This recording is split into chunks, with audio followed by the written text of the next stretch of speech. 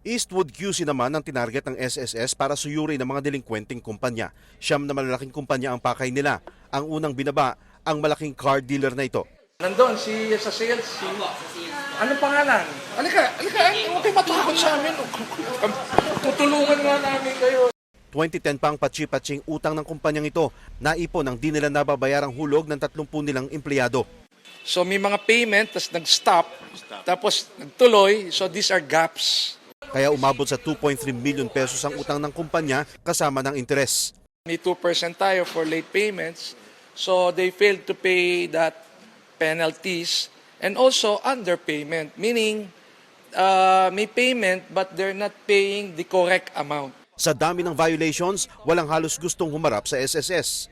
Sorry sir, hindi po yata ako yung right person para mag-receive. I thought you're the admin officer. Magpapareceive lang sana ng notice of violation ng SSS pero walang gustong gumawa nito.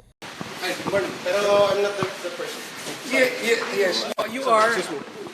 Nang marinig ito mula sa SSS, humarap na ang mga may-ari para makipag-usap matapos ang halos isang oras.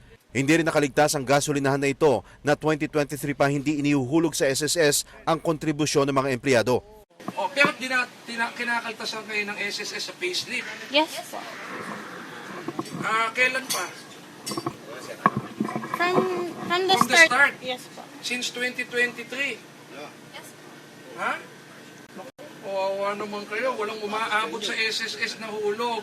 Ito ang hirap ngayon ng SSS. Sinisikap lang nilang makakolekta alang-alang na rin sa mga empleyadong hindi nahuhulugan ng pinagtatrabahuan ng kontribusyon. Apektado kasi ang benepisyo ng mga empleyado kapag kakailanganin na ito.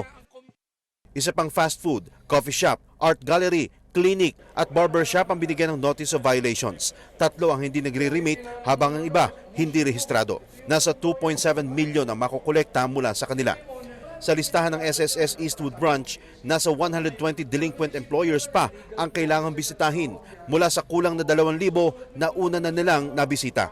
But not all of them nakakapag-settle kaagad. So these employers, ito yung mga hindi kaagad nakakapag-comply. Iba-iba ang dahilan ng mga employers. May nalugi, meron sandaling nagsara, na pandemic at iba pa. Pero handa namang makipagkasundo ng SSS sa mga employers na may lehitimong katwiran. Pag justifiable naman yung reason, dapat kasi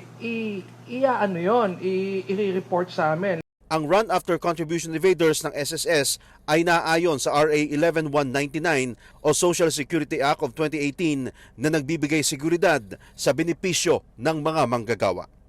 Benji Durango para sa Pambansang TV sa Bagong Pilipinas.